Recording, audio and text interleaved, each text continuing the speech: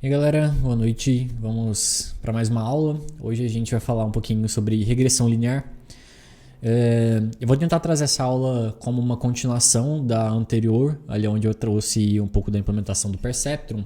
Eu vou até abrir aqui o Xcalil para a gente rever o que a gente tinha feito lá. E vocês vão ver que a regressão linear é como se fosse uma continuação mesmo ali do que a gente já viu no Perceptron. Só que agora, em vez da gente classificar apenas classes binárias, né, igual a gente na nossa aula anterior a gente classificou se a gente iria ou não jogar boliche, vocês vão ver que a gente vai trabalhar com dados contínuos, né? Então com saídas contínuas. Então qual que é, por exemplo, a probabilidade de eu jogar boliche em vez de um sim ou não. Algumas coisas vão acontecer aqui diferente. Vocês vão ver que aqui na regressão linear a gente tem um conceito um pouco diferente da função de ativação.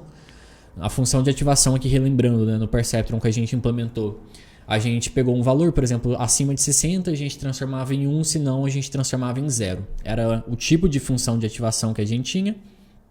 A gente viu que tem vários tipos de função de ativação. A gente pode ter ReLU, sigmoide.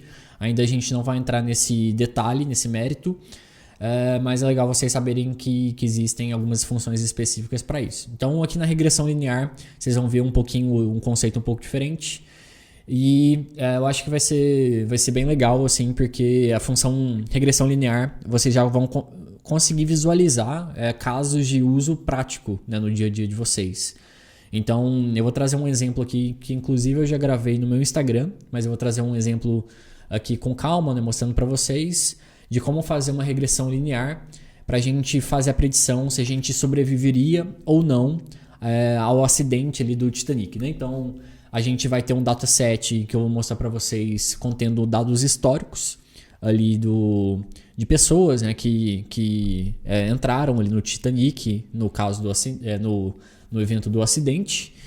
Então vai ter vários tipos de dados. Então a gente vai ter features ali como sexo, valor do ticket, qual que é a classe. A gente vai analisar um pouco esses dados e ver o que faz sentido a gente usar como feature. Então, por exemplo, às vezes eu usar, igual eu dei um exemplo na aula passada, né? Vai ter por exemplo, pode ter uma flag chamado Minha Mãe é Maria, sim ou não. Isso não faz sentido para o nosso caso de uso. Então a gente vai iniciar um pouco, vou começar a mostrar um pouco para vocês de como avaliar se a gente deve ou não usar uma feature, né? E a gente também vai fazer alguns tipos de normalização. Vocês vão ver aqui, por exemplo, num caso de uso real, né, num caso prático, vocês vão ver que a maioria das vezes o nosso dataset, nosso banco de dados, ele não vai ter dados tratados. E a gente não normalizar os dados, isso vai custar caro para o nosso modelo. A gente vai enviesar o nosso modelo, às vezes a gente vai estar achando que a nossa predição, nossa acurácia está alta, mas na verdade o modelo está completamente enviesado. Quando você colocar isso em produção, um dado completamente diferente do que a gente treinou, aí você vai lá com uma acurácia lá embaixo. Então, é claro que a gente vai começar a ver isso agora, tá? Eu acho que é o mesmo combinado da aula anterior. Se tiver algumas coisas aqui que fique um pouco nebuloso ainda, vocês ficam na dúvidas, calma, isso até no fim do curso, tudo isso aqui vocês vão conseguir entender. Vocês vão ver que algumas coisas hoje vai ficar bem mais claras do que na aula anterior e, consequentemente, nas próximas isso vai rolando a mesma coisa, tá bom? Então vamos lá. Algumas coisas eu deixei aqui já pré-setado para a gente não perder tempo no que não é relevante, tá? Eu vou dar um import aqui numa base de dados pública. Então deixa eu copiar esse cara. Então eu vou até abrir num navegador para vocês verem que esse cara é um CSV contendo uma base pública de dados históricos de pessoas ali que simulando, né, o naufrágio. Então, por exemplo, a gente tem o nome da pessoa, sexo, idade. Deixa eu dar um zoom aqui. Sexo, idade, o CIB-SP eu não lembro o que era. Aí a gente tem uma classe que ela vai ser a nossa classe referência, eu já explico o que é isso, mas dizendo 0 se não sobreviveu e 1 se sobreviveu. Enfim, é um CSV bem grande e a gente vai colocar esse CSV dentro de um pandas, tá? E eu não lembro se a gente chegou a mexer com pandas já na aula anterior, mas é bem simples. Então a gente vai dar um import pandas as pd. Então eu já uso aqui o pd.read.csv e passo a URL. E agora a gente consegue simplesmente rodar isso aqui, né? Deixa eu dar um enter. Acho que ele ainda não conectou. Não conectou aqui, está conectando. Tem uma parte cortada aqui, é porque senão vai ficar muito pequeno aí para vocês. Mas agora ele rodou, então já executou. Agora a gente cria a nossa função e eu vou criar aqui o nosso DF, que vai ser o nosso get Titanic Data. Legal. Quando a gente, aqui no Jupyter Notebook, se eu simplesmente colocar o DF, vocês vão ver que ele já mostra os dados tabulares aqui para a gente mostrar, para a gente visualizar. Isso aqui é uma das vantagens de usar o Jupyter, né? A gente consegue ter essa visualização bem prática, que eu não preciso ficar rodando ali o meu Python para conseguir visualizar. Eu posso até usar, deixa eu até colocar um ponto head para ele mostrar apenas os 5 primeiros elementos dessa tabela. E antes disso eu quero fazer umas considerações sobre o Pandas, para quem nunca mexeu. O Pandas é uma biblioteca bem famosa em Python, tá? Ela permite a gente trabalhar com bases gigantescas, violentas de dados, como se fosse um hash. Para eu acessar um elemento dessa tabela, é como se fosse O de 1 a complexidade, né?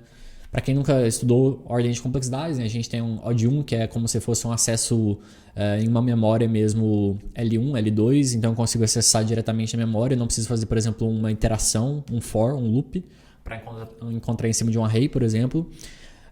O de N2, por exemplo, que é uma operação quadrática, e geralmente a gente tem um for dentro de um for, né? Então, se eu tenho um vetor de 10 unidades, ele vai levar 100 de custo computacional para conseguir procurar um valor.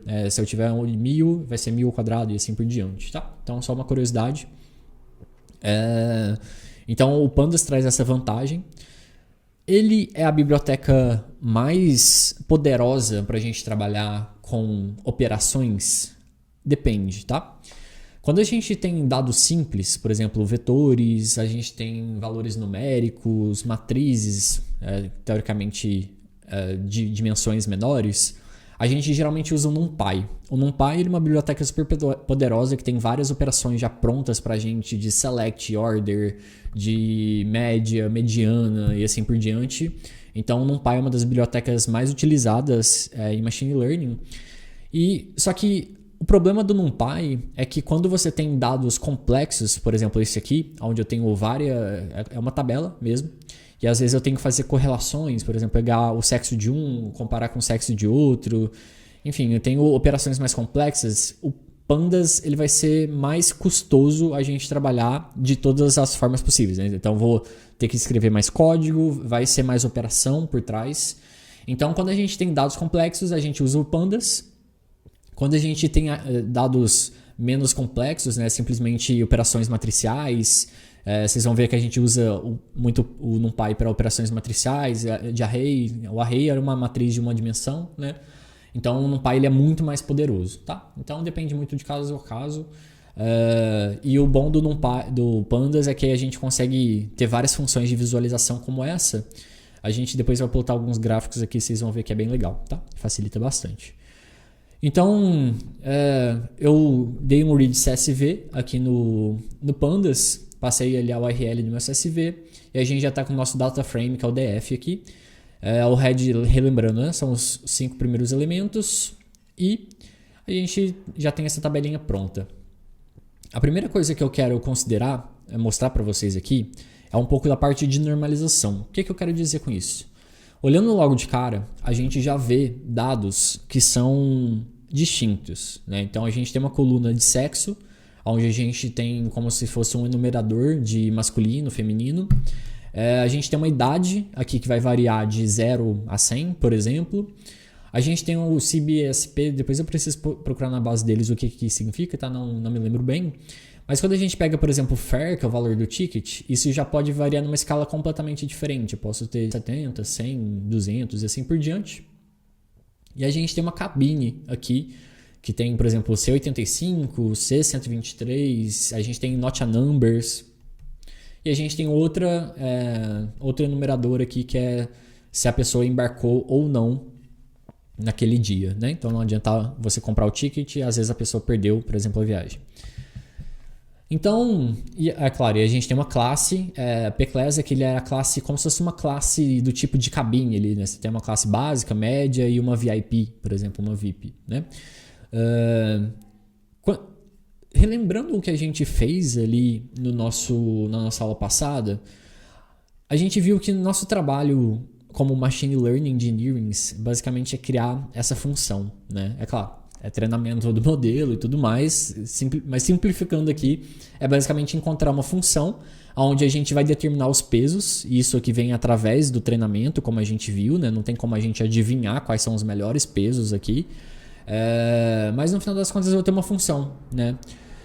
Quando eu pego inputs do tipo 3, pegar o 3, pegar o sexo male e pegar age, não tem como eu multiplicar male por 0.2, né? São duas classes completamente distintas.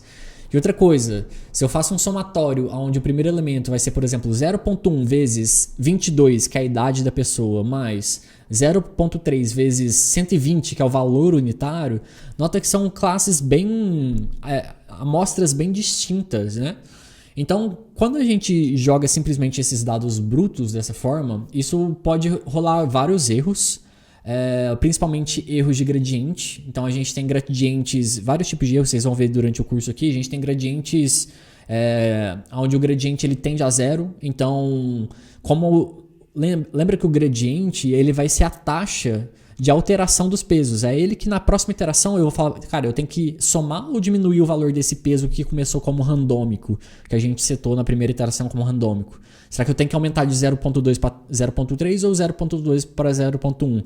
Se esse meu gradiente ele zera, significa que o meu modelo ele não aprende, né? Porque ele não vai chegar no valor correto, ele vai ter um erro alto, enfim. E ao mesmo tempo ele nunca vai aprender porque eu nunca vou conseguir ajustar esses valores de peso. E o outro oposto também, esse valor de gradiente ele pode explodir, né? Então ele pode dar um valor muito alto, aí consequentemente o gradiente vai ficar muito alto. Na próxima operação, se o gradiente ficar 1 milhão, eu vou diminuir 0.2 menos 1 milhão, eu vou explodir essa função. E da mesma forma que eu zerei, agora eu tenho o outro oposto que ele vai explodir e a gente nunca vai chegar no valor ideal.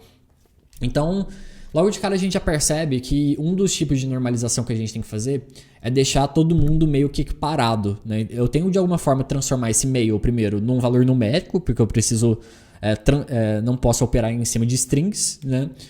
E depois que eu fiz isso, o male provavelmente ele vai virar 0 ou 1, né? Que são como se fosse um nosso enumerador. Ao mesmo tempo eu tenho que deixar o 0 e 1 na mesma classificação que 22, eu não posso ter de um lado 22 e outro lado 0 ou 1, né? Então eu tenho que ter uma função onde ele consegue normalizar, deixar todo no mesmo parâmetro ali. Vocês vão ver qual função que eu vou criar aqui. Aqui no caso eu vou criar uma função bem comum, tá? Para esse tipo de normalização, mas na literatura, no mercado vocês vão ver que existem funções logarítmicas. A gente vai ver mais isso mais em detalhes na aula de estatística, de álgebra e assim por diante, tá bom? Então hoje, como eu falei na aula passada, algumas coisas eu preciso que vocês confiem em mim hoje, e a gente vai tirar esse lençol aí dos olhos de vocês ao longo do curso, tá bom? Então, bora começar? Beleza. A primeira coisa que a gente precisa fazer, deixa eu tirar esse head aqui. Eu quero ver se eu já consigo mostrar um problema para vocês. Tá.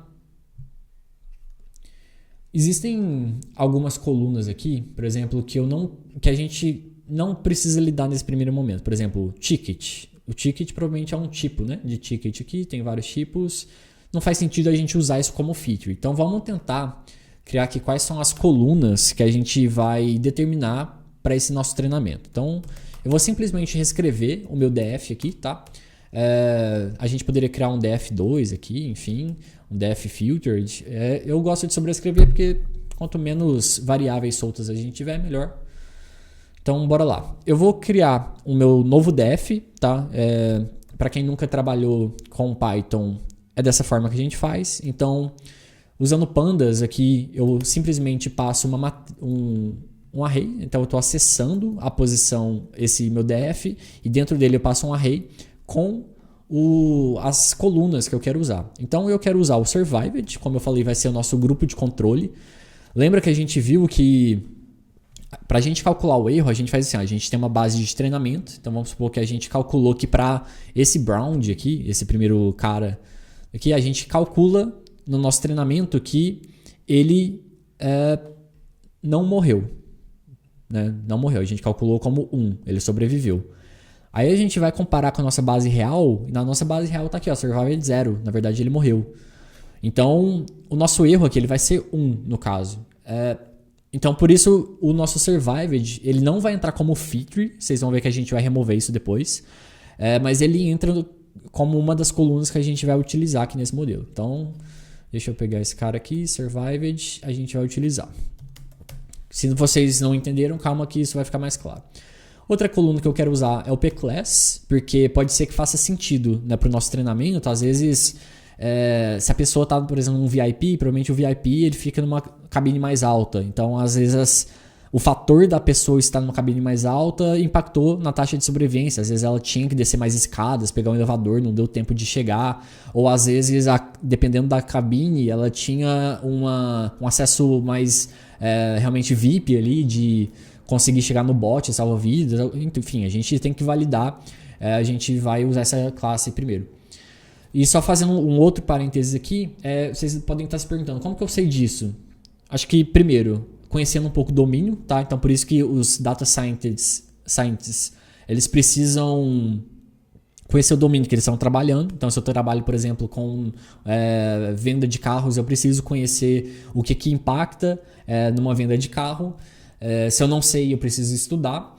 E muitas vezes, na maioria das vezes, às vezes nem o cientista de dados ele vai saber o que ele precisa. Então isso é muita experimentação. Então ele vai ter que treinar o modelo dele, ver os resultados, salvar ali. Depois mudar, tirar, por exemplo, essa classe, essa feature, colocar outra, ver o resultado e avaliar. Às vezes é casar um dado com o outro. Às vezes é plotar gráfico. Só plotar gráfico vocês vão ver, eu vou mostrar alguns gráficos que a gente tem aqui. Só da gente plotar um gráfico a gente consegue ver correlações entre features, que uma pode impactar na outra, ter relações uma na outra.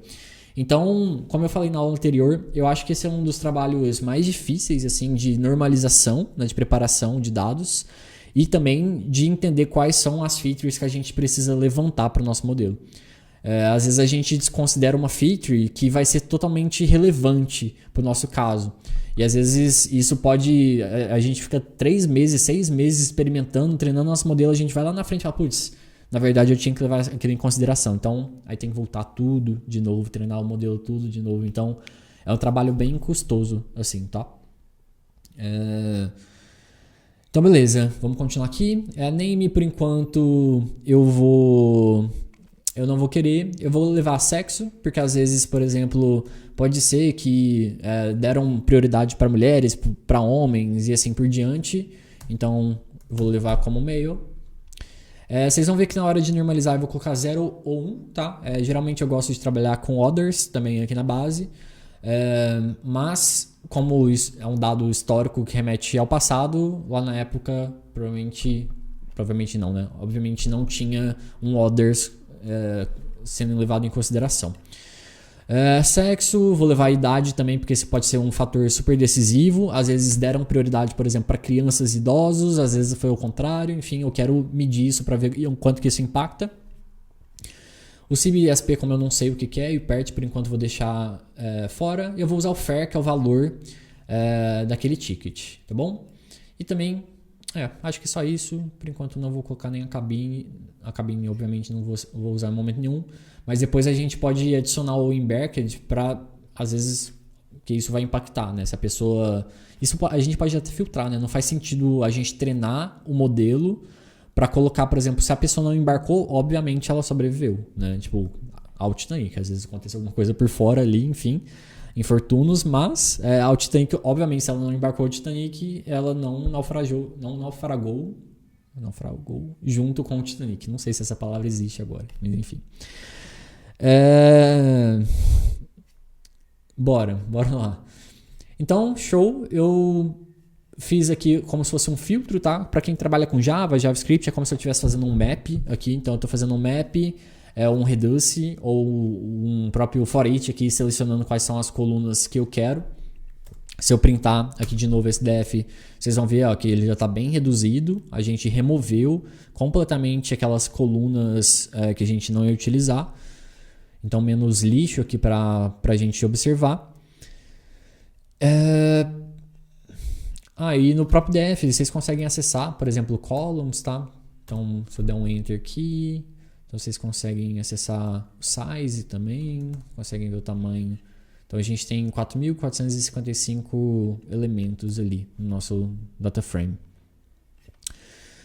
Uma coisa que eu quero mostrar para vocês, deixa eu ver se... Legal, aqui mostrou. Quando a gente só coloca o def, ele faz uma simplificação, tá? Para, obviamente não estourar aqui a visualização. Vocês conseguem iterar em cima desse def para mostrar tudo, caso queiram, exportar. Sugiro exportar quando vocês queiram ver ele completo.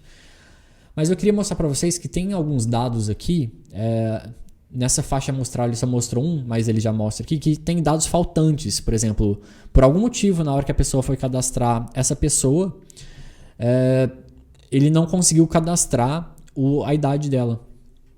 E aí eu quero fazer um deep dive aqui, porque esse é um ponto muito importante, tá?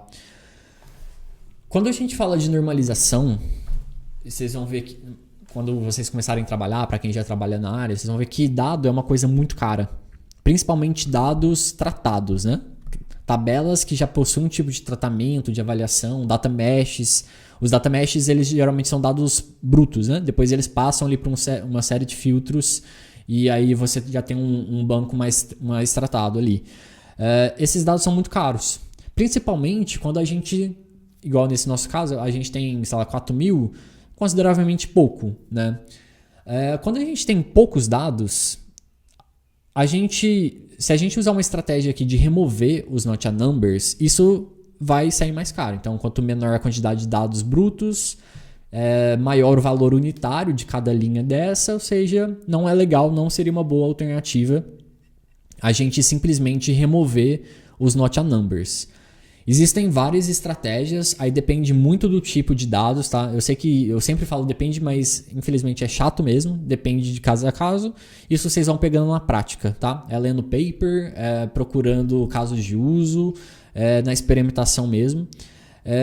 Existem algumas metodologias que mostram que quando você tem pouco dado, é melhor você calcular médias ou medianas de todos os valores e atribuir onde está not a number, você atribui essa mediana ou média, do que remover. Porque se você remove, é uma linha a menos para o seu modelo treinar e é uma linha a menos para o seu modelo chegar num dado mais assertivo, numa acurácia melhor. Então, você pode estar pensando, nossa, vou colocar um valor nada a ver? É melhor. Vários papers mostram essa eficácia. E quando você vai calcular até a média e a mediana, existe sensibilidades em cima das duas, né? Então depende muito também de cada caso a caso. A média, o BO da média, assim, é porque quando você calcula a média, se você tem dados que são outliers, o que são outliers? Imagina que eu tenho 10 elementos aqui no meu array. A maioria dos elementos variam de 10 a 20. Então vamos supor que a gente está calculando idade de adolescente aqui. De 10 a 20 anos já é um adulto, né? Mas enfim. De 10 a 20. E aí a gente tem nesse nosso array um caso de uma pessoa com 1 ano e um caso com uma pessoa de 80 anos. São outliers. Né? Então a grande amostra do nosso array é de 10 a 20 e os outliers são 1 e 80. Quando a gente considera a média é um somatório de tudo dividido pela quantidade de tudo. Né? Esse é o conceito de média. Quando a gente coloca esses outliers, eles podem criar um viés tanto para baixo ou para cima daquele valor bruto. Então, às vezes a mediana ela vai ser mais interessante porque a mediana você ordena tudo e você vai pegar exatamente o meio daquela sua faixa amostral. Em alguns casos a mediana vai ser mais interessante porque aí você acaba desconsiderando outliers, né? Você não leva eles em consideração.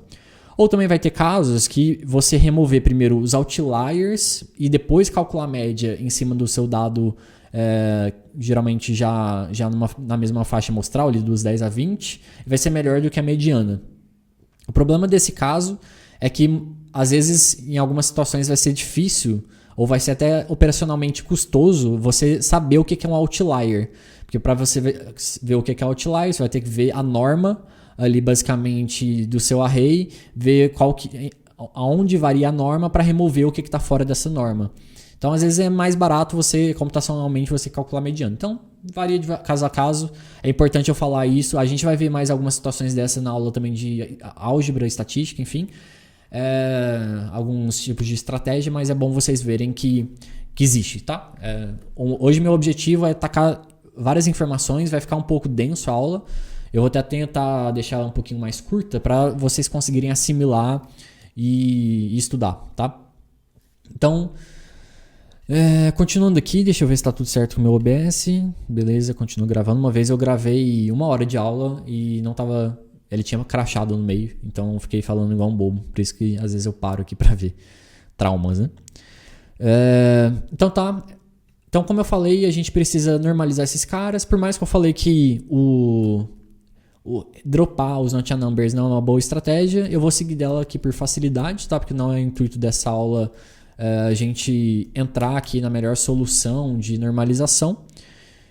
Se eu printar agora o nosso def, não tem mais nenhum not a number aqui em nenhuma coluna, tá? Esse drop not a number, coisas do pandas, né? Por isso que é tão legal usar o pandas. Ele faz isso de uma forma bem performática, ele remove todos os not a numbers de todas as colunas que a gente passou nessa faixa amostral. Outra coisa que a gente precisa normalizar aqui, lembra que eu falei que não tem como multiplicar mail por 0.2? A gente precisa transformar isso aqui num enumerador. Então, o que eu vou fazer? Para quem não, de novo, né, nunca trabalhou com pandas ou com Python, então a gente vai selecionar a coluna que a gente quer e a gente vai criar um filtro agora. Então, eu vou fazer o seguinte, eu vou falar que todas as colunas do grupo sexo vão ser, então eu seleciono ela de novo e agora a gente vai fazer um map nela, tá? Map.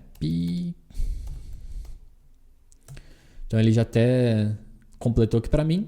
Então eu tô aqui substituindo todos os males por 0 e female por 1.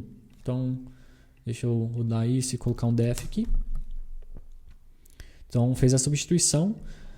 Uma coisa que vocês têm que ter cuidado, tá? Eu acho que aqui pode rolar, deixa eu rodar de novo. Mas assim, tentem evitar ficar rodando, dando Shift Enter na mesma célula, tá? Porque às vezes uma operação que você fez, se você não tomar cuidado, você pode fazer ela meio que incremental. Então isso aqui vai incrementando e vai fugir do resultado que vocês esperam. Então tomem cuidado quando fazer esse tipo de operação, tá? Vai ter algumas operações, por isso que também vocês têm que pensar como que vocês vão estruturar o notebook de vocês, porque se é uma operação que você precisa rodar o tempo todo, ela não pode estar junto com uma operação que não pode rodar o tempo todo, né? Então, às vezes é legal, ou então se é uma operação que está rodando o tempo todo, às vezes é legal isolar de uma operação que é mais cara, né? Que vai demorar mais tempo para processar. Então, eu gosto de separar meu notebook assim. Por exemplo, eu não vou colocar o get Titanic junto aqui, tá até colocando, né? Deixa eu até separar aqui para não ser hipócrita. Então é isso. Agora que eu rodei de novo, ó, agora tem que rodar essa célula aqui. Pensando bem, eu vou voltar porque como essa operação impacta diretamente nessa, eu vou deixar tudo junto, porque aí eu rodo só uma vez e ele sempre vai fazer a substituição, porque senão vai correr o risco de algum momento eu fazer o get de Titanic Data, mudar meu data frame, e aí como eu não rodei essa coluna de baixo, aí vou acabar tendo dados não tratados aqui. Então, vou deixar todo mundo junto. Beleza, então agora a gente fez isso, já normalizou aqui, tá tudo certinho, todo mundo numérico. E o que a gente vai fazer agora? Fazer algumas análises visuais. A primeira coisa que eu quero mostrar para vocês é um recurso que a gente tem no próprio notebook aqui. Então, ele já tem alguns gráficos que ele mesmo avalia, né, que são necessários para a gente visualizar, que podem ser legais. O primeiro deles é um gráfico de distribuição.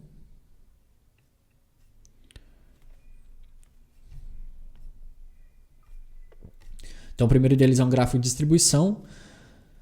Deixa eu dar um zoom aqui. Então, nesse primeiro gráfico... Deixa eu ver se está pequeno. Está legal, acho que o tamanho. A gente tem uma classe aqui no X Survived, né? Então a gente tem 0 e 1. Então a gente mostra qual que é a frequência de pessoas que não sobreviveram com pessoas que sobreviveram. 1 é o sobreviveu, 0 é não sobreviveu. Então a gente vê que a gente tem uma concentração, uma frequência muito maior das pessoas que não sobreviveram, obviamente.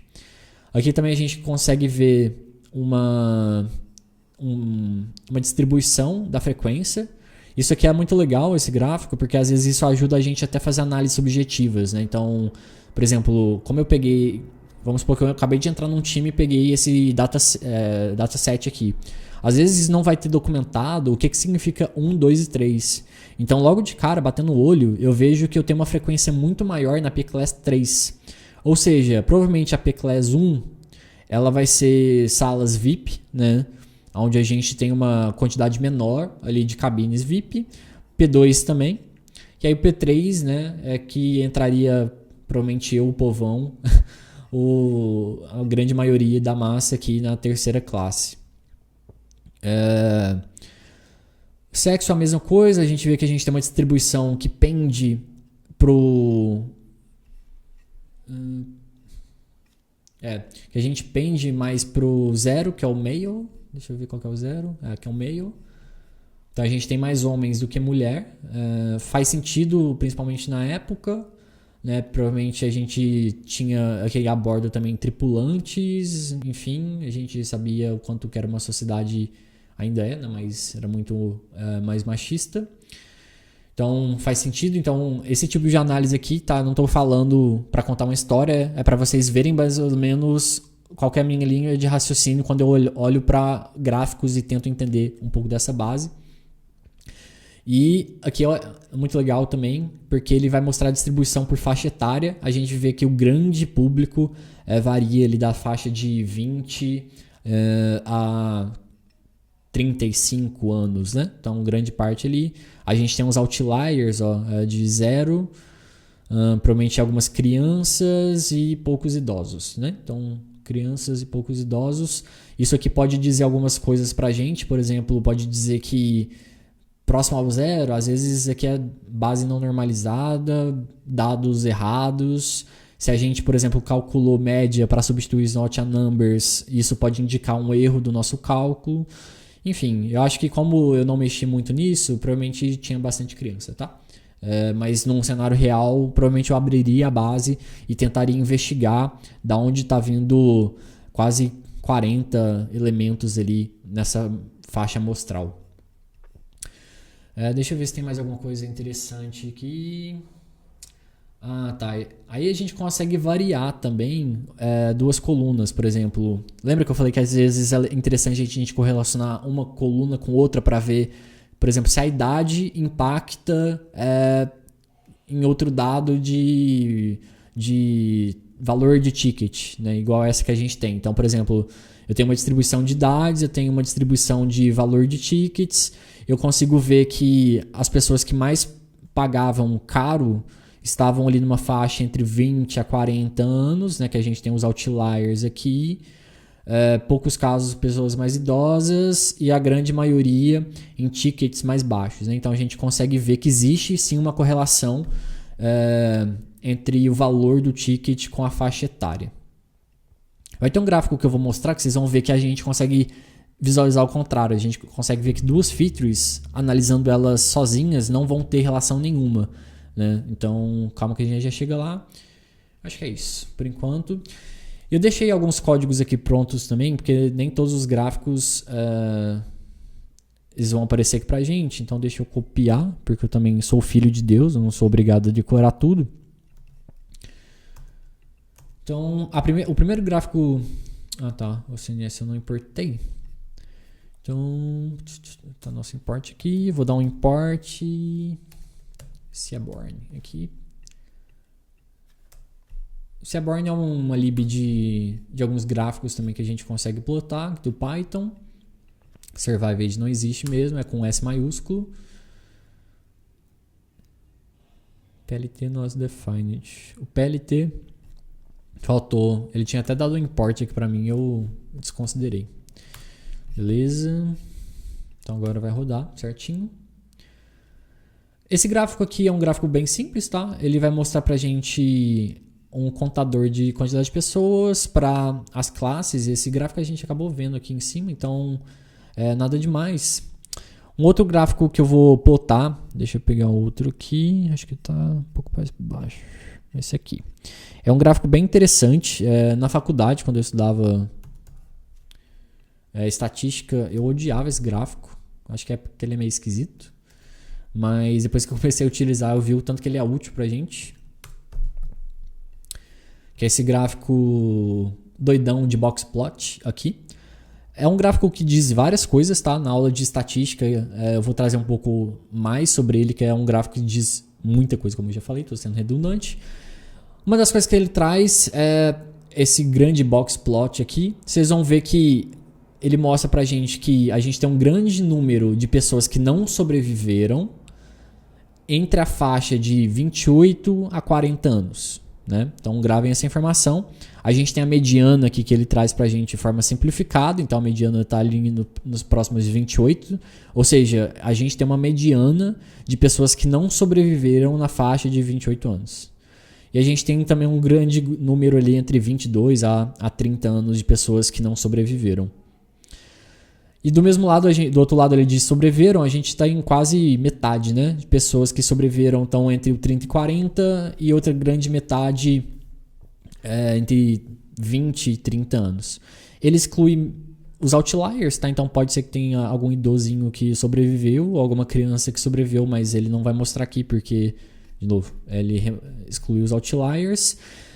E agora que vem a parte mais legal desse gráfico, porque demora dar um estalo na nossa cabeça. O que ele nos mostra? Ele nos mostra que a feature de age e survived sozinha, se eu tentar fazer uma comparação, falar, putz, será que a idade impactou só ela? Ela diz muita coisa pra gente sobre a probabilidade de sobreviver ou não? Às vezes pode parecer que sim, né? Às vezes a gente pode pensar, nossa, às vezes os adultos deixaram as crianças saírem primeiro e assim por diante. Mas esse gráfico mostra exatamente que não. Porque, olha, a gente tem um grande número de que não sobreviveu entre os 28 aos 40. Mas a gente também tem um grande número que sobreviveu aos 30 aos 40. Ou seja, tá quase próximo, né? A quantidade de pessoas que não sobreviveram para as que sobreviveram nessa faixa mostrar. Então é quase 50%. É quase eu jogar uma moeda, pegar todas as pessoas dessa idade, jogar uma moeda e falar assim, cara, você sobreviveu? Não sobreviveu. Então só ela, sozinha analisando, sem levar em consideração a P-Class, sem olhar em consideração o FAIR e assim por diante, não tem impacto nenhum no nosso modelo. Né? E a mesma coisa para as pessoas aqui um pouco mais baixas. Então, eu tenho até mais pessoas que sobreviveram nessa faixa de 22 a 30, mas não diz muita coisa, é quase a mesma coisa, né? Tipo, tá bem próximo. Então, é bem interessante por isso. E outro gráfico que eu quero plotar também, que é bem curioso, deixa eu pegar ele aqui. É um gráfico quase parecido, mas ele traz alguns valores um pouco diferentes. Tá, S maiúsculo. O ideal, galera, eu sempre gosto de normalizar as colunas, tá? Deixar tudo minúsculo aqui, dar um lower lá. Mas questão de tempo aqui, eu não fiz isso. Esse gráfico do violino, eu gosto de chamar ele de raia, porque pra mim ele parece mais uma raia do que um violino.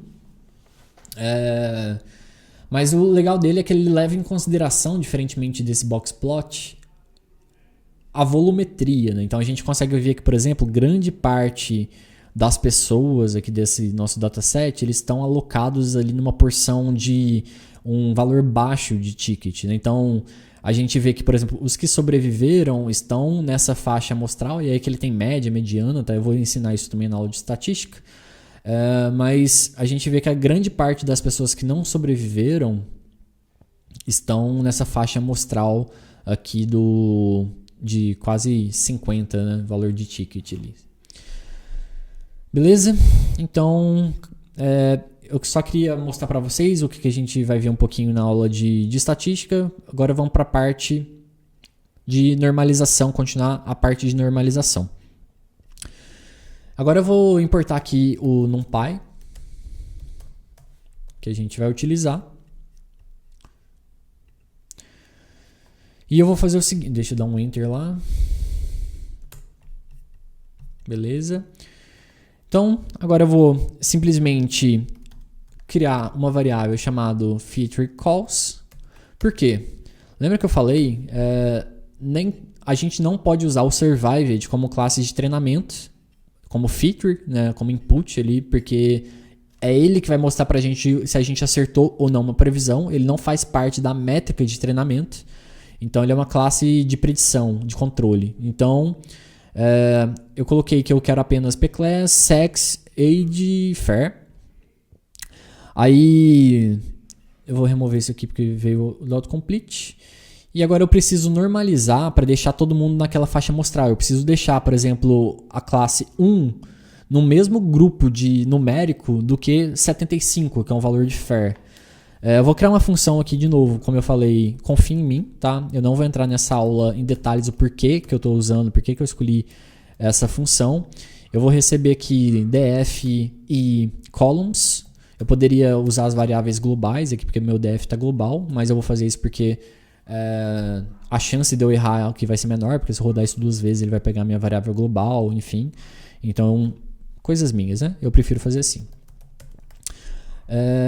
Agora eu vou criar essa funçãozinha aqui, deixa eu ver se está certo. Não, ele trouxe errado. Vai ser, eu abro parênteses, df de columns menos df de columns.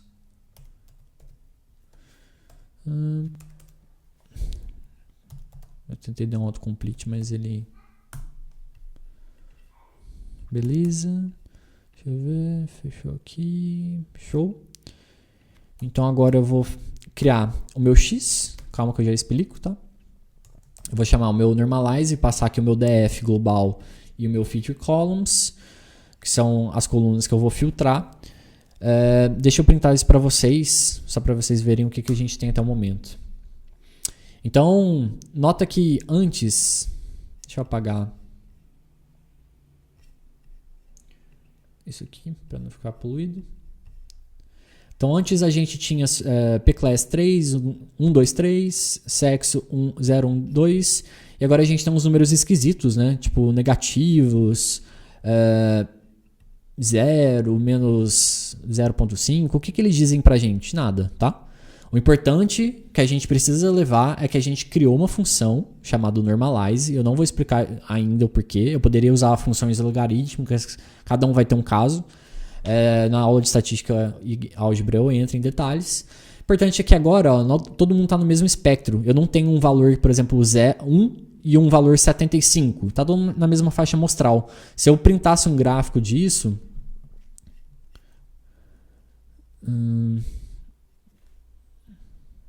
acho que ele não vai funcionar. Eu vou ter que depois trazer para vocês com calma. Vocês vão ver que quando a gente printa esse gráfico, vai estar todo mundo meio que na paralela. Eu não vou ter problemas aqui, por exemplo, de zerar o meu gradiente, nem explodir meu gradiente por causa disso, tá bom? Então, é mais ou menos isso que a gente fez aqui. Legal. E agora, o que eu preciso fazer... e outra coisa. Lembra que esse X lá no nosso quando a gente criou o nosso dataset ali de treinamento lá do Perceptron, a gente criou aquele dado fake lá, né? A gente criou aquele make classification, que ele criava uns dados fake pra gente. Ele tá bem parecido, né? É basicamente isso que a gente tinha feito lá. Pelo menos a faixa amostral tá bem parecida. Então, o nosso X vai ser o nosso dataset de inputs. É como se eu tivesse aqui no nosso desenho os 80%, o 3 e o 8, claro, normalizados aqui, né? Então a gente calculou aqui o nosso dataset de treinamento. A gente acabou de criar o nosso dataset final de treinamento para essas classes já normalizadas.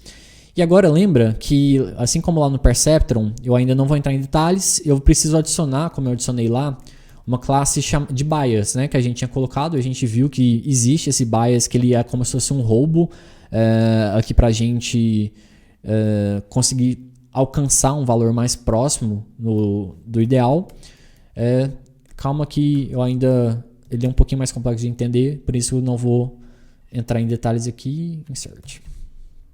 Então eu vou adicionar esse cara. Deixa eu só criar ele de novo. E agora que eu fiz um insert. Eu quero só tratar o meu x, né? Porque aí dentro do x, como a gente usou uma função de normalize e agora a gente precisa acessar o values, tá? Aí com calma, galera, vão dando print nesse x, vão vendo como que vocês acessam, o que é esse values, tá?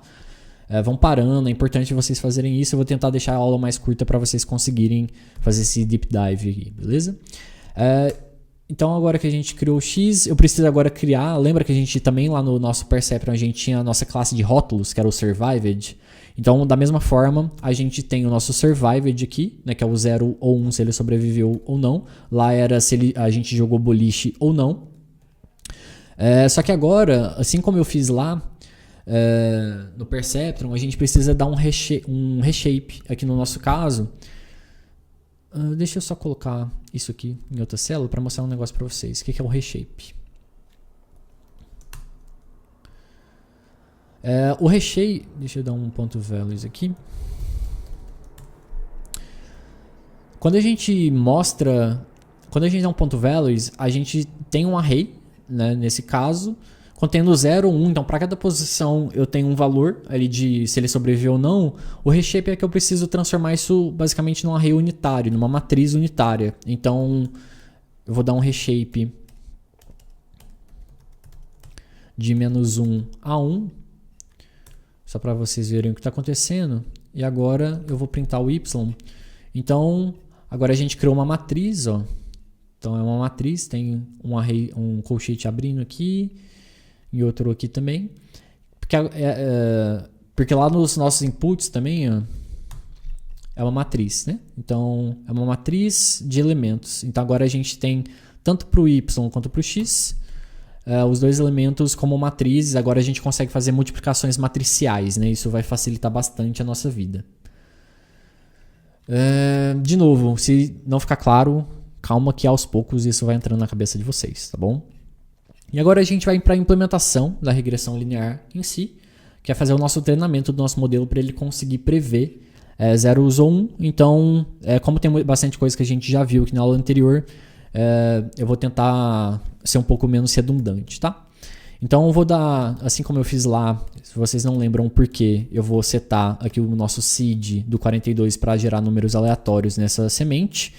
Eu vou criar aqui o θ.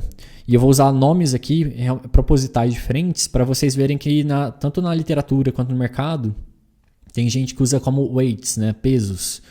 Tem gente que usa como θ. Então eu vou colocar θ, que vai ser um valor diferente que a gente viu da outra aula que a gente usou como pesos. Aqui eu estou criando então um array randômico de shape 1. Então ele vai ser uma matriz também, né, contendo valores aleatórios. Deixa eu printar para vocês verem o que é esse cara. np.random seed. Tá random. Então a gente acabou de criar uma matriz, né? A gente deu o shape aqui de 1. E esses valores é exatamente esses valores randômicos que a gente criou lá no Perceptron. A diferença é que aqui é uma matriz porque a gente tem mais células, né? Então mais features, então muda um pouco a dimensionalidade aqui do nosso exemplo. Basicamente a gente criou aqui.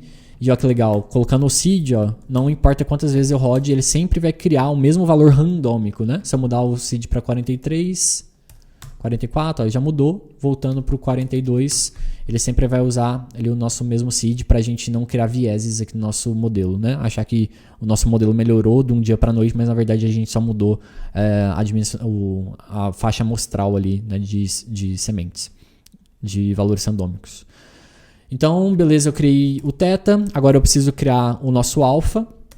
O alpha aqui é a mesma coisa que learning rating, então na literatura vocês vão ver alguém chamando de learning rating, outros de alpha. Isso aqui é a taxa de aprendizado, tá? O quanto que vai demorar para a gente aprender, o quanto que a gente quer mexer nessa taxa de aprendizado, isso eu ainda não expliquei, calma, a gente vai chegar lá. Vou falar, assim que eu falar sobre gradiente descendente, eu já explico como que o alpha interfere nisso. Por enquanto, confia em mim. O épocas aqui não tem segredo. A gente já viu que a quantidade de iterações que a gente vai usar no nosso modelo. Eu quero mostrar para vocês com calma que não adianta nem sempre você aumentar a quantidade de épocas vai melhorar a acurácia, vai dar resultados melhores, tá? E aqui o M que eu vou criar como len aqui do nosso Y, que é basicamente o tamanho de entradas que a gente tem, né? Então, Só para mostrar para vocês o M aqui, 714. A gente tem 714 inputs ali de entrada. Beleza, tá? Então agora a gente vai fazer o treinamento do nosso modelo e vou fazer uma pausa, só beber uma água e a gente volta lá. E aí, galera, então fiz uma pausa aqui para comer também, tomar uma água. Só um adendo, não sei o que aconteceu, eu voltei, minha segunda tela parou de funcionar, então eu só tô com a tela principal aqui. Então pode ser que para gravação às vezes parece que tá mexendo, mas é porque eu tô voltando aqui no OBS para ver se tá tudo certo, tá bom? Tô com uma tela só. Voltando aqui no nosso caso, o que a gente fez então até o momento, né? A gente normalizou aqui nossos dados, criou a quantidade de épocas, alfa e teta. A gente ainda não sabe muito bem o que significa, por exemplo, o alfa, como que isso tem um impacto diretamente ali no nosso treinamento. A gente sabe que teta é aquela nossa matriz ali de pesos. Matriz a gente viu porque agora a gente tem mais de uma dimensão, né? Mais de duas dimensões ali no caso. E a minha câmera está também falhando, mas agora voltou. E agora a gente vai criar de fato o nosso treinamento, tá bom? Então, algumas coisas que não vão ficar claras ainda para vocês, vocês vão ver que principalmente quando eu falar de descida de gradiente descendente, vai ficar um pouco mais tranquilo de ilustrar, mas vou tentar trazer o máximo de informação que eu conseguir e o que eu não conseguir, fiquem tranquilos, tá bom? Esse é o recado. Então, bora lá. A primeira coisa que eu vou fazer aqui, eu vou criar em outra coluna, eu vou criar um for, eu vou criar uma iteração, então epoch in range, tá? Essa é a sintaxe que a gente passa. Deixa eu apagar aqui esse cara. Então eu estou fazendo um loop nas minhas épocas, então se são 100 épocas serão 100 iterações. A primeira coisa que eu vou fazer é criar a minha prediction. Então, a minha prediction, que na verdade vai ser no plural, porque deixa eu abrir aqui o ScaleDraw, deixa eu ver se aparece para vocês, aparece. ScaleDraw. Aqui no caso, as nossas predições, né? O que seria essa predição? A gente fazia um produto escalar, né, um somatório aqui de produto escalar, onde eu multiplicava o peso daquela época. Então aqui, como eu só tinha uma época nesse meu exemplo, o meu peso, por exemplo, era 0,2 vezes aquele 80%, né, mais 0,9 vezes 3 mais 0,8 vezes 8. Minha câmera está toda hora parando aqui, deixa eu ver o que está rolando. Então, esse produto escalar era exatamente isso. E agora eu estou colocando no plural essa predição, porque o que a gente vai fazer aqui vai ser... Eu vou fazer um produto escalar entre a minha matriz θ, calma que eu já explico. E aí eu vou usar essa sintaxe aqui que é o arroba. Então isso aqui vem de produto escalar, tá? Isso é uma sintaxe que vem do Python. Provavelmente se você vem do Java, JavaScript, isso não vai ter por lá. Se você estiver no JavaScript, você vai ter que fazer ou usar uma lib que faz multiplicação escalar, produto escalar, multiplicação matricial, na verdade, ou fazer isso na unha mesmo, tá? Então eu vou fazer o meu θ arroba x, que vai ser os nossos inputs aqui. Se fazendo dessa forma, galera, o que a gente está fazendo nada mais é do que esse somatório de produto escalar. Então é isso que a gente está criando. A gente está pegando naquela época os nossos pesos atuais que começaram aqui de forma randômica e multiplicando pelo x, que é aqueles nossos inputs com o nosso dataset de treinamento. Também só quero abrir um parêntese porque geralmente, como eu falei num vídeo anterior, a gente separa uma base do nosso dataset para treinamento e outra para validação, para a gente não enviesar, né, não poluir o nosso dataset de treinamento. Aqui por enquanto, como não é o objetivo dessa aula, não estou fazendo isso, tá bom? Então 100% do nossa base, nosso dataset de treinamento vai ser utilizada aqui para treinamento, enfim. Então, o que eu quero fazer aqui, no caso, é essa predição. Então, eu estou criando o meu x arroba θ. E agora o que a gente precisa fazer é calcular o erro, né? Esse erro aqui, deixa eu pegar esse meu ScaleDraw. Não sei se vocês lembram, o nosso quando a gente falou ali do nosso, principalmente do Perceptron, o erro era, olha, tô falando que o Leonardo Palles, na base real, ele faleceu, né? No acidente. Nessa época que eu estou, na primeira época que eu estou interagindo, eu estou dizendo que ele sobreviveu. Então o erro vai ser, se 1 é sobreviveu e o 0 é não sobreviveu, o erro aqui vai ser 1, né, que é a distância. Então, como é uma distância, o que a gente precisa fazer aqui vai ser a minha prediction menos y. Lembrando que o nosso y aqui, deixa eu criar uma nova coluna para lembrar vocês, que o nosso y ele é uma matriz, né? Então, de rótulos, onde para cada posição dessa matriz é se a pessoa sobreviveu ou não, né, com a classe survived.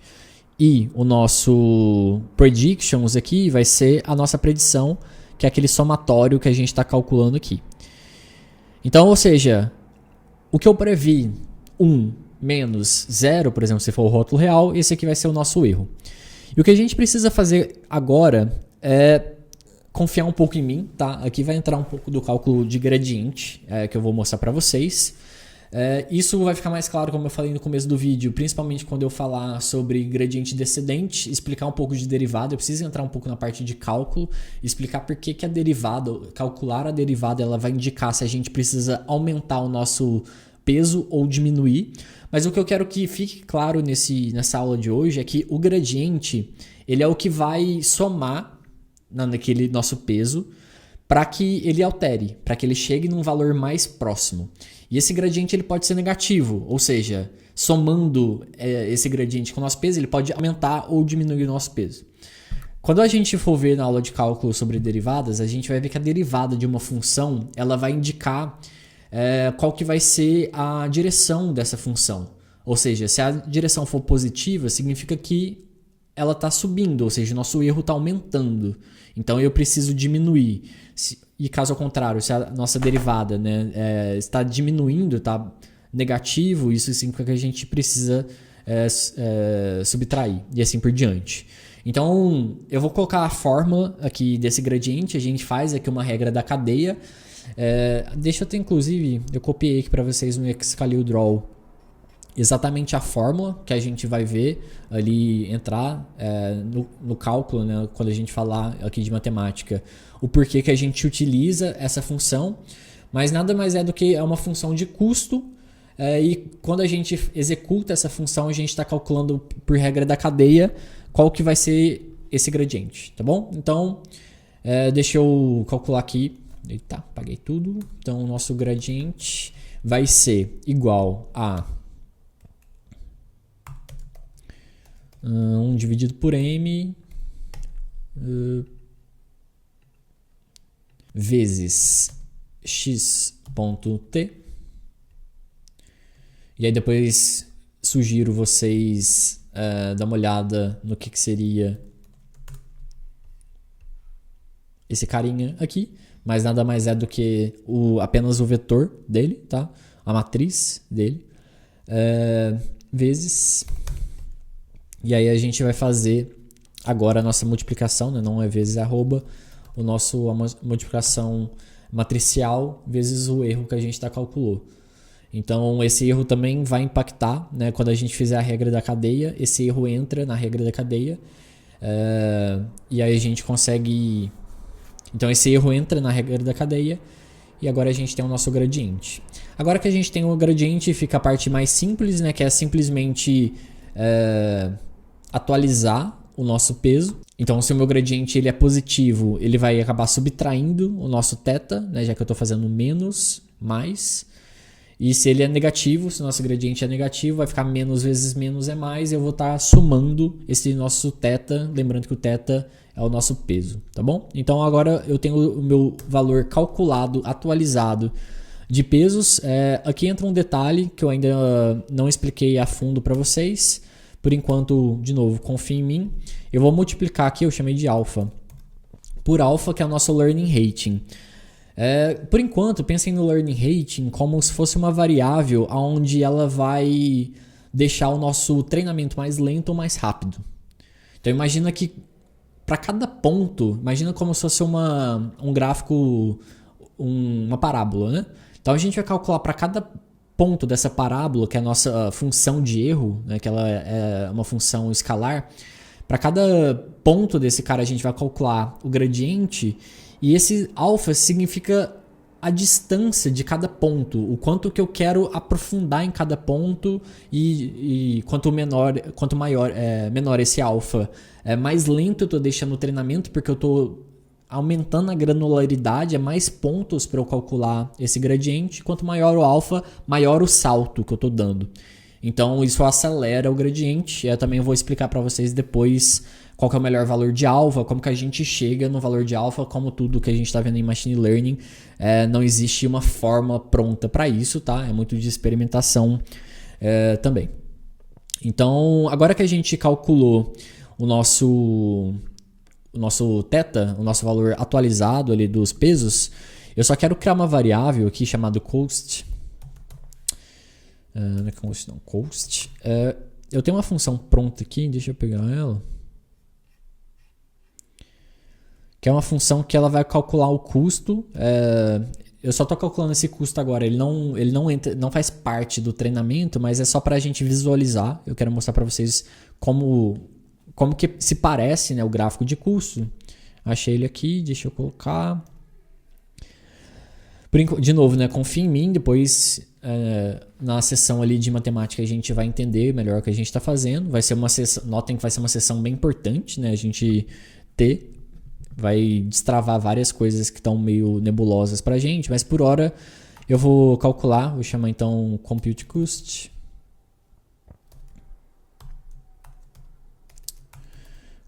Aí ele vai receber o nosso x, vai receber o nosso y, vai receber o nosso θ. Beleza? E eu vou criar agora um array que vai chamar code history. E eu vou fazer um append desse cara em cada interação, porque o que eu quero mostrar para vocês é um gráfico onde ele vai mostrar o custo de erro ao longo do tempo.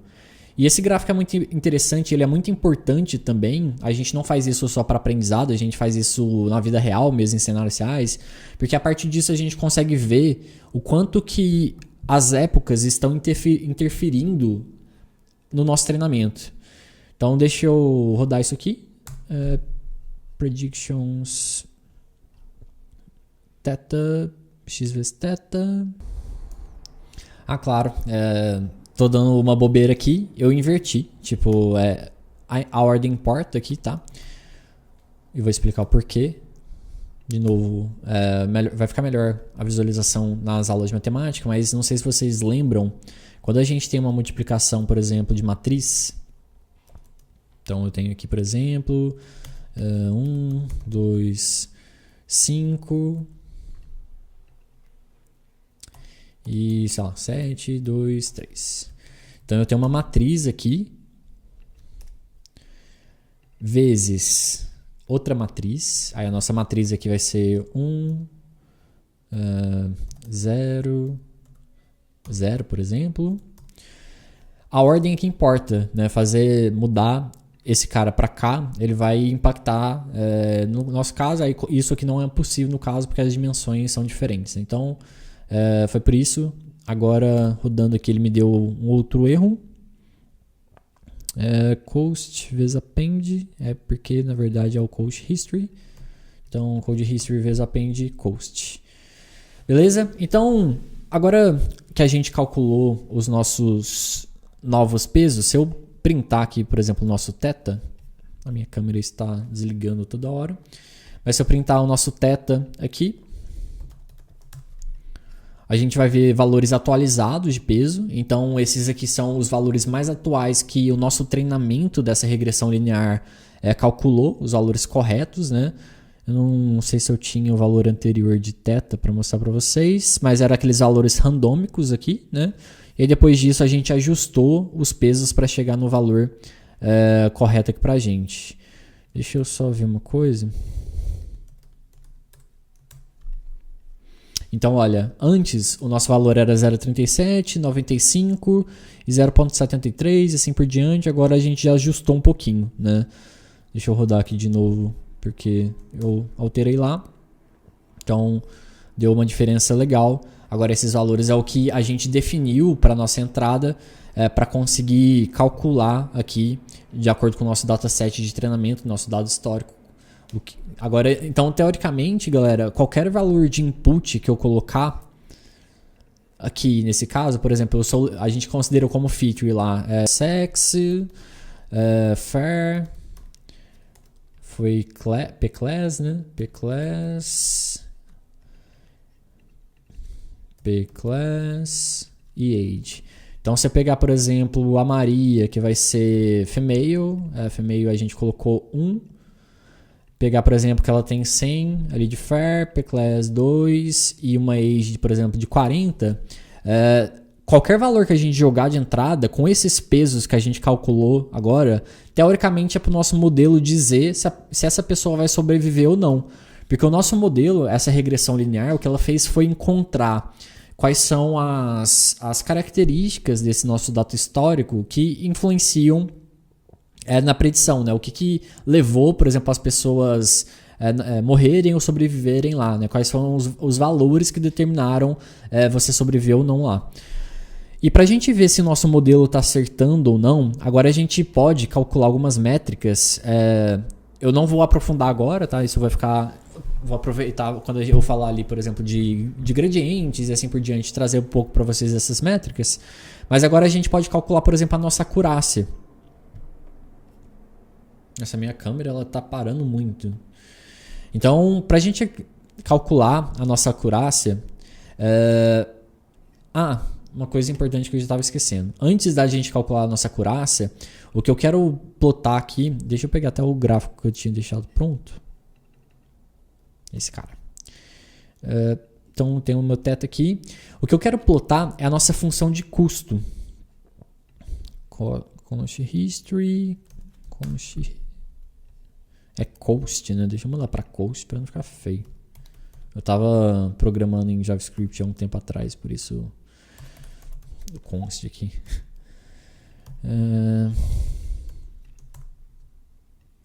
Então, beleza.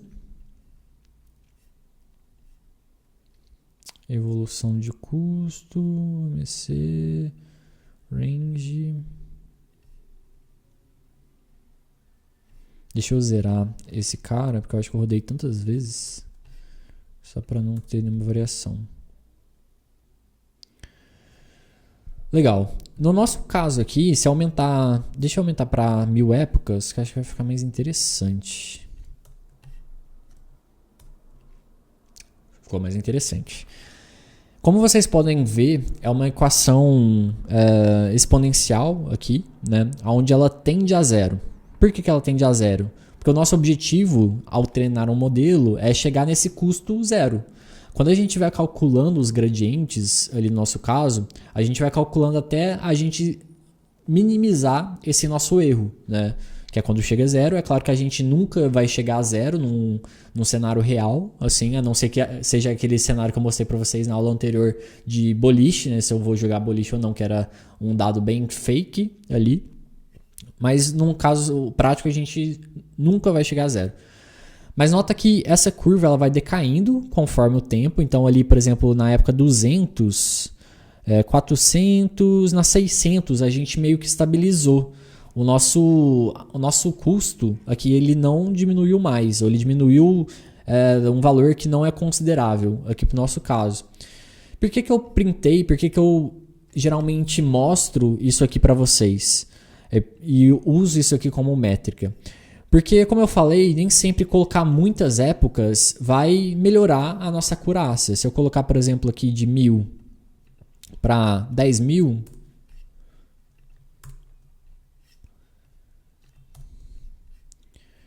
então nota que da mesma forma que eu tinha lá, que a gente começou a estabilizar em 600 aqui, né? 400, 600. Depois disso, ela não decaiu mais. Ela decaiu muito pouco de uma forma que nem invisível para 10.000. Então, além de mais tempo que eu estou levando aqui para operar, é claro que minha base é pequena, meu modelo é simples aqui, então está bem rápido, até instantâneo, mas, por exemplo, se for um modelo de visão computacional, eu aumentar de 100 épocas para 10.000 vai impactar diretamente no tempo de treinamento mesmo, né? Se você não tiver uma GPU legal, isso pode levar dias, semanas, dependendo da variação que você faz. Então, por isso que a gente precisa encontrar a época certa para a gente cortar. E outra coisa, é claro que nesse exemplo não rolou, geralmente esse gráfico aqui é quase sempre o mesmo quando a gente fala de regressão linear, tá? Quando a gente tem outros modelos de machine learning, deep learning, essa função de custo ela pode variar. Tem funções que ela parece aquele gráfico de seno, cosseno, né? Que ele aumenta, diminui. E vai ter alguns casos, por exemplo, que dependendo da quantidade de épocas, você pode ter um overfitting, que a gente chama. Que é quando o nosso modelo pensa demais. Ou seja, mais épocas influenciou negativamente na acurácia. Depois de um tempo ele rolou overfitting, aí o erro foi lá para cima, explodiu, a gente diminuiu a acurácia. Então esse gráfico também ajuda a gente a saber, nesses casos a gente, por exemplo, poderia fazer um dropout, qual que vai ser a época certa para a gente fazer esse dropout, cortar o nosso treinamento. Se eu diminuir aqui, por exemplo, para 1000 de novo, deixa eu pegar aqui 1000... treinar esse cara e plotar, a gente vê que, como a gente viu em 600, já é uma época boa para a gente cortar o nosso treinamento. Então eu poderia simplesmente vir aqui e definir que a minha época vai ser 600 e agora o nosso modelo vai ficar mais simples, né? Mais rápido, e a gente consegue chegar no mesmo valor que se eu tivesse 10.000, que no caso, já que a gente viu que nesse caso não vai rolar o overfitting. E aí a gente também pode brincar com o nosso alfa, que a gente vai ver mais pra frente, mas, por exemplo, eu poderia mexer nesse alfa. Deixa eu colocar um alfa maior aqui.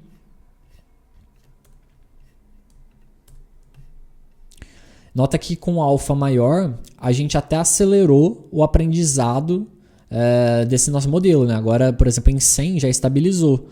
Então, com esse learning rating aqui, com esse alfa de 0.09, é melhor do que o 0.1 com 600... É a mesma coisa, né? Que o 0.1 com 600 épocas. Agora eu posso simplesmente deixar ele 0.9 e eu posso cortar aqui no 100 épocas, que vai ter o mesmo efeito. Vocês vão ver que o gráfico é bem parecido ali. E até antes, né? Então, com Learning Rating 60, eu já vou ter um gráfico bem parecido com aquele 0.1 aqui. Pronto. Então, a gente enxugou o nosso modelo, a gente vai ter o mesmo resultado, a mesma acurácia, só que com um treinamento muito mais leve. Pode parecer muito simples, tá? Porque esse nosso caso é muito controlado, esse nosso cenário de regressão linear. Regressão linear geralmente é legal, assim, a gente mexer com esse gráfico, ele geralmente é uma regra, né? Mexer no learning rating, mexer nas épocas, isso já vai minimizar a nossa função de custo, já vai ter um impacto legal. Mas vai ter outros tipos de treinamento muito mais complexos que às vezes você precisa variar. Por exemplo, como eu falei, o learning rating, ele implica na granularidade de cálculo do gradiente.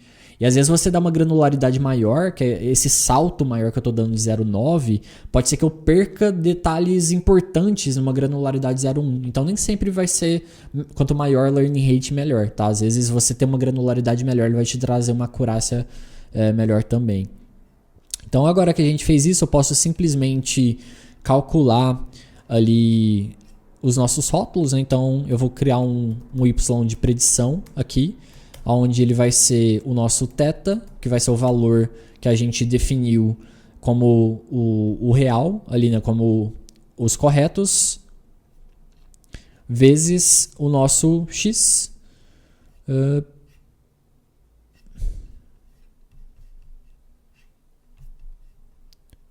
Lembrando que essa ordem importa.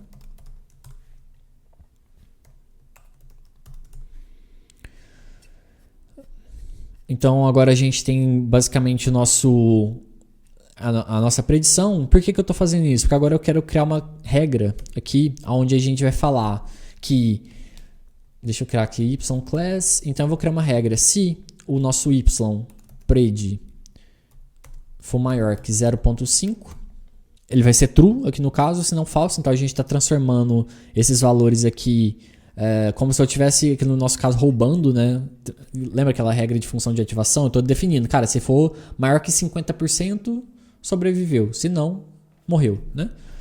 É só pra gente visualizar mesmo. Num cenário real, nem sempre isso vai ser uma verdade. A gente não pode simplesmente jogar um valor 0.5 e definir que isso aqui já vai ser uma classe ou outra. Eu só tô tentando deixar isso de forma binária, já que a gente viu que... Deixa eu abrir aqui de novo, né? Já que a gente viu que a gente tem probabilidades, né? Então agora, por exemplo, 0.86 é a probabilidade daquela segunda pessoa na segunda linha do meu dataset ter sobrevivido e assim por diante. Então isso aqui é só para ficar legal, né? E a gente calcula a nossa acurácia. Eu vou colocar S-type int para ele conseguir retornar 0, 1.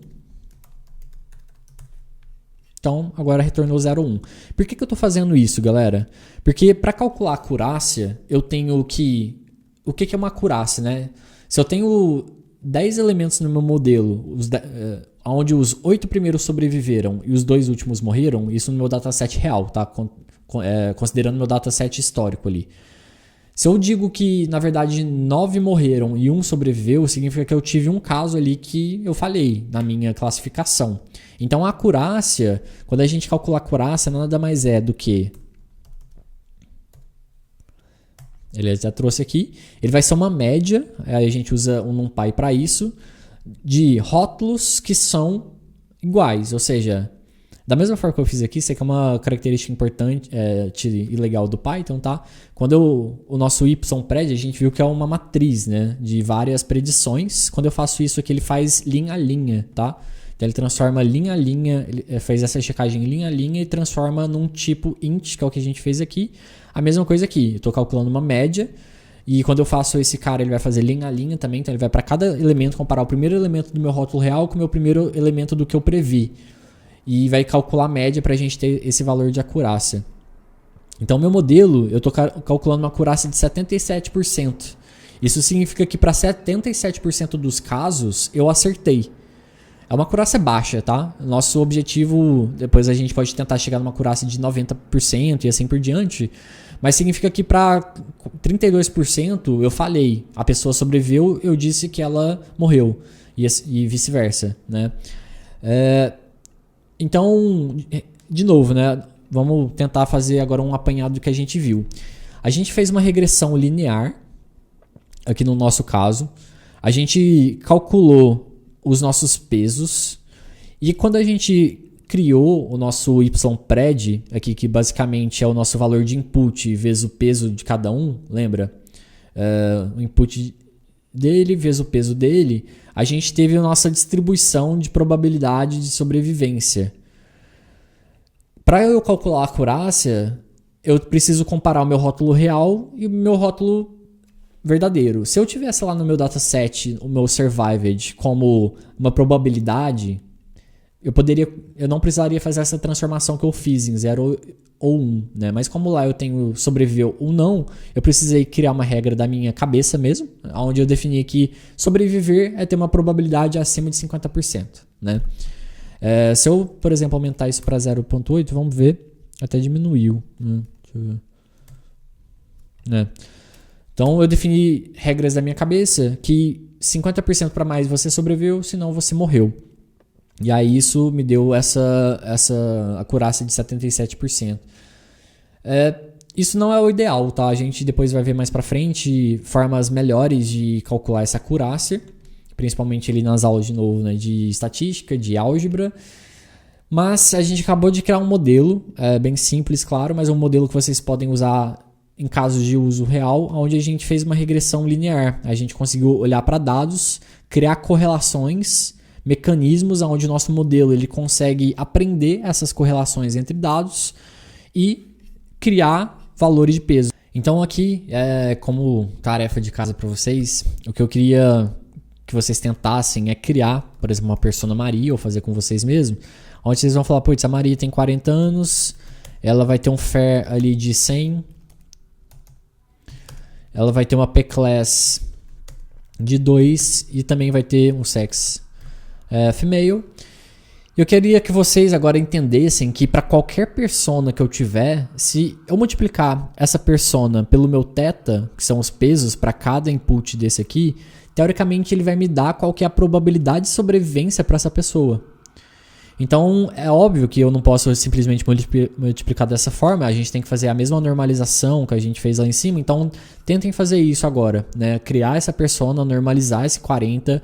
Lembrem que a ordem, por exemplo, da hora que vocês criarem ele, por exemplo, Maria, igual a np.array, aí vocês vão criar ela, vocês vão ter que passar esses elementos aqui na mesma ordem que as nossas colunas, né? Porque na hora que a gente fizer essa multiplicação matricial, lembrem que eu preciso multiplicar, por exemplo, o 40 pelo o peso correspondente. Se eu mudar a ordem aqui dessas entradas, a gente vai multiplicar pelo peso errado, né? Então, façam isso, criem a normalização igual a gente criou lá em cima e tentem brincar aí em casa com os dados de vocês, verem se, no caso de vocês sobreviveriam ou não ao naufrágio do Titanic, beleza? Então, até a próxima.